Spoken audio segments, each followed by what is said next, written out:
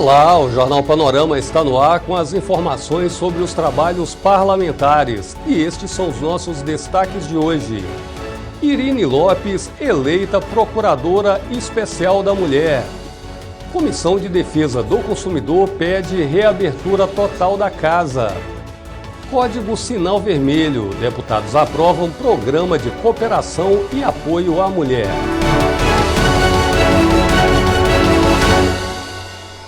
Tarde movimentada no plenário da Assembleia. Os deputados limparam a pauta de vetos e votaram 3 projetos de lei. Detalhes com a repórter Patrícia Bravin. O Dia Internacional da Mulher pautou os discursos na tarde desta segunda aqui no plenário. Os deputados aprovaram um projeto do deputado Marcelo Santos, que institui o programa de cooperação e Código Sinal Vermelho. Trata-se de uma iniciativa de implementar aqui no Estado condições para colocar em prática meios de proteger a mulher vítima de violência para que a mesma tenha segurança na hora de fazer as denúncias. Essa data, ela representa muito mais do que parabéns, flores e bombons.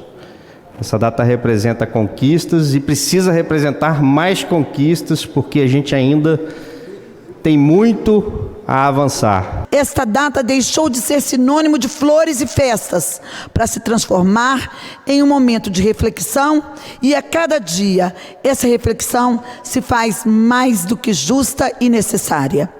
É importante comemorar essa condição especial de mulher? Sim, é importante nós estarmos comemorando, mas é mais valioso do que estar comemorando essa data é o fato de lembrar que a luta por uma sociedade mais justa, mais humana, mais fraterna e a luta por mais equilíbrio na sociedade, na oferta de empregos, de salários, de oportunidades para homens e mulheres, ela passa por um amplo debate da condição das mulheres em nossa sociedade.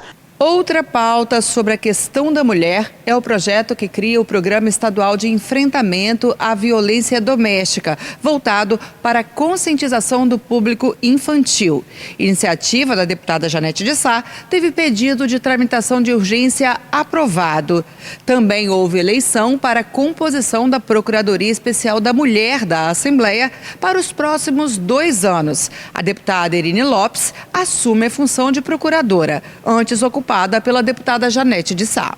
Tocaremos essa procuradoria no sentido de enfrentar e superar as demandas que nos são apresentadas no dia a dia. Não só a questão da violência da mulher, mas como a mulher no mundo do trabalho, como a mulher nos seus direitos individuais, as mulheres nos seus direitos econômicos e sociais. No expediente do dia foi lido ofício do governador, que reconduz o deputado Dari Pagung como líder do governo e indica o deputado Marcos Garcia para a vice-liderança. Quero agradecer ao governador Renato Casagrande por me oportunizar esse momento tão importante na minha vida. Eu, um deputado com 2 anos de mandato, entrando no 2º biênio aqui, tenho o privilégio de ser o vice-líder do governo. Hoje, para mim, aqui foi uma grande experiência como vice-líder. Tive a oportunidade hoje de estar liderando aqui esses projetos do governo e agradecer os deputados pela maneira que eles me acolheram aqui. Estou muito feliz. Para mim, que sou deputado do Norte do Estado, isso representa muito. Eu chegando aqui a essa casa, uma honraria desse tamanho. É muito importante, vou defender o governo. Já estava na base do governo, continuo na base do governo. E esse governo é um governo sério e eu quero defender esse governo até o último dia do meu mandato aqui. Voltamos ao estúdio. É com você, Vanderlei. 4 comissões permanentes da Casa se reuniram nesta segunda-feira. Vamos ver como foram os trabalhos na Comissão de Educação, que reuniu especialistas, mães de alunos e governo para discutirem transtornos de aprendizado e de comportamento. A falta de políticas públicas eficazes e a necessidade de interação entre família, escola e Estado foram alguns dos problemas apontados para o enfrentamento aos transtornos de aprendizado, como o TDAH, transtorno de déficit de hiperatividade, a dislexia e o TOD, transtorno opositivo desafiador. As carências foram levantadas pelos convidados do Colegiado de Educação. Eles apontaram também a falta do diagnóstico precoce, a dificuldade de obtenção do laudo e a carência de profissionais capacitados nas escolas como fatores que atrapalham o desenvolvimento de crianças em idade escolar. Mãe de um menino de 5 anos com transtorno de aprendizagem, Sônia Damasceno falou sobre esses obstáculos. Algumas escolas, elas exigem, que você comprove que aquela criança realmente precisa de um cuidador. Então, essa é a importância do laudo. Mas também é como o próprio doutor Rafael disse, e a doutora Mara, tem famílias que elas não aceitam o diagnóstico. E aí isso atrasa ainda mais a criança. Então, quando o profissional de educação, em sala de aula, ele percebe que a criança tem algum dessas síndromes, e ele solicita ao médico, que encaminha ao médico, e o médico traz esse laudo, a família acaba vendo isso não só pela educação, mas pela parte médica também. E aí ela aceita melhor isso. Agora, a importância desse laudo na escola é que essa criança vai poder ter um acompanhamento diferenciado. E hoje é isso que a gente está brigando. Eu digo que é muito importante nós termos, além do professor especializado, capacitado, que não basta ser professor, tem que estar capacitado, e um profissional, que nós chamamos de APE, auxiliar de professor especializado, de educação especial, para auxiliar esse professor. Por quê? Alguém que esteja junto com ele para dar suporte. Tem que ser políticas públicas efetivas, que sejam atuantes, que seja movimento, que esteja ali atuantes no dia a dia junto com o professor. Para quem que vai ganhar tudo isso? A criança, a família e a sociedade. Especialistas debateram as diferenças entre os transtornos e como os pais e professores podem observar os sintomas para detectar o problema o quanto antes. Eles criticaram também a medicação excessiva aplicada por muitos pais e abordaram a necessidade de família, escola e Estado atuarem juntos nesses casos. A gente não pode jogar a responsabilidade nem só para a família, nem só para a escola, nem só para a saúde. Isso deve ser dividido entre os três, cada um com as suas responsabilidades e suas áreas de atuação. Isso vai facilitar, isso vai ter um melhor entendimento e uma melhor adesão ao tratamento e, consequentemente, um melhor tratamento para essas crianças. O subsecretário de Estado de Planejamento e Transparência na Saúde, José Tadeu Marino, abordou a importância de uma boa estrutura em saúde mental. No Espírito Santo não tem um centro específico ou um ambulatório específico de visão regional para que essas crianças possam ser identificadas ou suspeitadas na escola, que é quando justamente elas são mais vistas, com seus distúrbios de falta de atenção, todos os seus sinais, e de fato leva uma dificuldade de acessar um ambulatório especializado. Pensando nisso, o Estado tem recebido essas associações, tem discutido internamente a criação de uma política para a primeira infância, do autismo, para essas crianças que têm distúrbios neurológicos de aprendizado e outras patologias, numa discussão de criar um centro especializado de doenças genéticas e doenças neurológicas, psiquiátricas, para justamente dar resposta a essa necessidade. O deputado Sérgio Majeski chamou atenção para outro transtorno que está crescendo entre crianças de idade escolar. Tem o problema do aumento da depressão nas escolas junto a adolescentes e jovens de uma forma geral.